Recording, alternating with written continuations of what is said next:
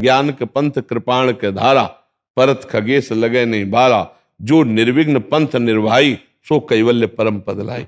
पहला कार्य करे, चाहे ज्ञान प्राप्त करने के लिए, चाहे भक्ति प्राप्त, संसार का हमारा चिंतन छूटे। इसीलिए हम कहते हैं नाम जप करो। पहले सत नाम है ना प्रभु का, तो हम राधा कृष्ण हरि राम शिव ओम जो गुरुदेव ने दिया है, पहले उसके चिंतन में इतना लगे कि संसार का चिंतन छूटे, बाह्य चिंतन छूटे, फिर शरीर का चिंतन छूटे, फिर चिंतन से चिंतन में तन्मयता ऐसी हो गई कि मैं चिंतन कर रहा हूं ये भी विस्मरण हो जाए, अपने आप स्वरूप का बोध हो जाएगा। केवल नाम जपने से निर्लेप होते हुए, अजन्मा होते हुए भी वो जन्म मरण को, वो दुख सुख को प्राप्त हो रहा है, ये भ्रम है। जड़ चेतन ग्रंथि पड़ गई, यद्यपि मृषा छूटति कठिनाई। यद्यपि इस समय भी वो निर्लेप ही है, पर अपने स्वरूप का बोध ना होने के कारण, देह भाव होने के कारण, तीनों देहों में राग होने के कारण हमारा जन्म मरण भी होगा, हमारे दुख सुख का भी भोग होगा, मान अपमान का भी बोध होगा। इसी से निकलने के लिए ये साधना बनाई गई है।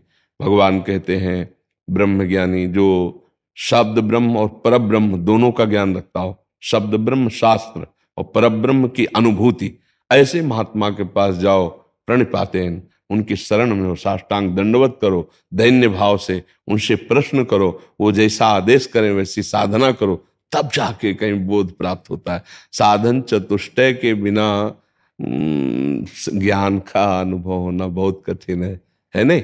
तो हमें चाहिए कि अब कलिकाल है, साधन चतुष्टय में स्थित होना बहुत कठिन है। तो एक बिल्कुल सरल उपाय है, नाम में चित्त जोड़ दो, सब ठीक हो जाएगा। ये हमारा खुद का अनुभव और बड़े बड़े महापुरुषों का अनुभव। गुरु प्रदत्त नाम के चिंतन में लग जाओ, ज्ञान प्रकट हो जाएगा, वैराग्य प्रकट हो जाएगा, आत्मस्वरूप का बोध हो जाएगा, भगवत प्रेम हो जाएगा, जो चाहोगे। पर भजन नहीं होगा तो फिर कुछ नहीं होने वाला। जिज्ञान होने के बाद भी परम ज्ञानी सनकादि हरिशरणम हरिशरणम हरिशरणम हर समय जपते रहते हैं। सुखदेव जी 18,000 श्लोक का बार बार पाठ करते रहते हैं। भगवान शंकर हर समय नाम जप करते रहते हैं। नाम जप करने से सब प्राप्त हो जाएगा, बस ईमानदारी से नाम जप करें। अब नाम जप करने के लिए जो सावधानियां हैं, गंदा भोजन, गंदे पेय पदार्थों, हम स्पष्ट कहते हैं पराई माता बहनों की तरफ पाप दृष्टि, गंदी दृष्टि, इसका त्याग, गंदे आचरण, गंदा वर्ताव, गंदा दृश्य, गंदा सुनना, इनका त्याग करो, नाम जप करो। अगर आपके अंदर ज्ञान ना हो जाए तो हमें बताना। जैसे हम आपको देख रहे हैं ऐसे हम तीनों शरीरों को अलग देखते हैं। जब ज्ञान का प्रादुर्भाव हो जाएगा तो अपने को कैसे शरीर तीनों अलग दिखाएं, जैसे आपके शरीर को अलग देख रहे हैं, ऐसे जैसे अलग इसको मेज को देख रहे हैं, ऐसे देख रहे हैं कि स्थूल शरीर, सूक्ष्म शरीर, कारण शरीर। जैसे कोट, शर्ट, बनियाइन आप पहनते ना, ऐसे ही ये वर्दी है, ये मैं नहीं हूं।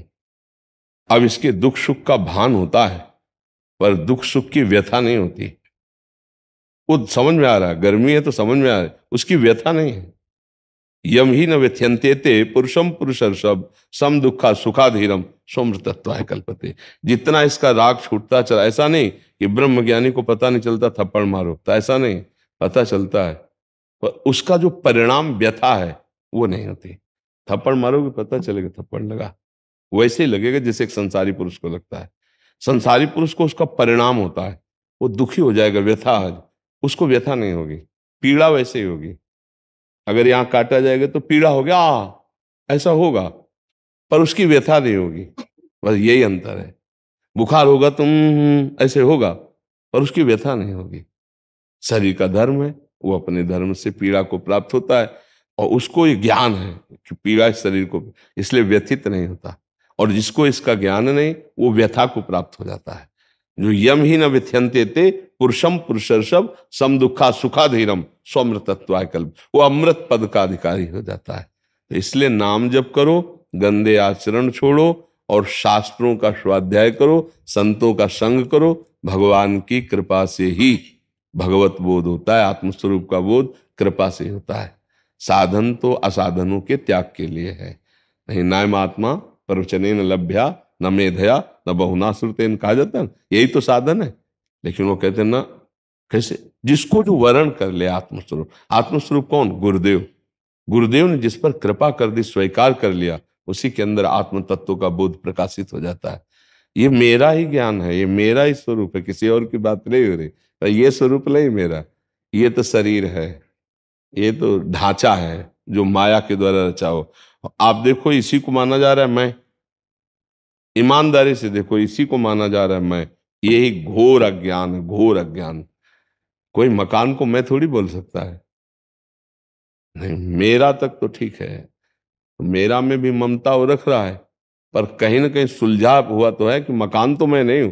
यहाँ तो इतना बड़ा ज्ञान है कि इस मकान को ही मैं समझ रहा हूं, पंचभूतों से रचित इस देह को सीधे मैं समझ रहा हूं।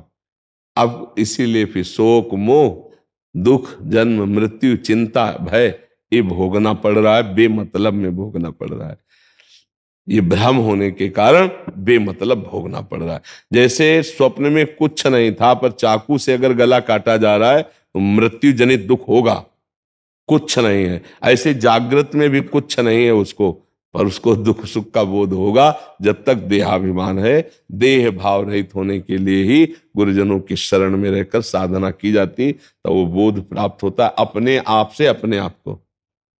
वो बुद्धि के द्वारा नहीं होता, वो अपने आप से। क्योंकि बुद्धि को तो प्रकाश उससे मिलता है, वो अपने प्रकाशक को कैसे जान पाएगी? अपने आप से अपने आप का बोध होता है। चिंतन रहित हो जाना ही स्वरूप में स्थित हो जाना। कोई न सत चिंतन न असत चिंतन। पहले चिंतन के द्वारा असत चिंतन छोड़ो, फिर इतना गाढ़ चिंतन हो, मैं चिंतन कर रहा हूं, फिर वो खत्म, वो अपने स्वरूप में स्थित हो जाता। अचिंत स्वरूप है अपना ज्ञान मार्ग में। वही अचिंत परमात्मा का हम नाम रूप के द्वारा चिंतन करते हैं। सवाल हल हो गया। वही है दूसरा, वही सगुण है, वही निर्गुण है, वही सर्व रूपों में, वही सबसे परे, वही सब में भरे।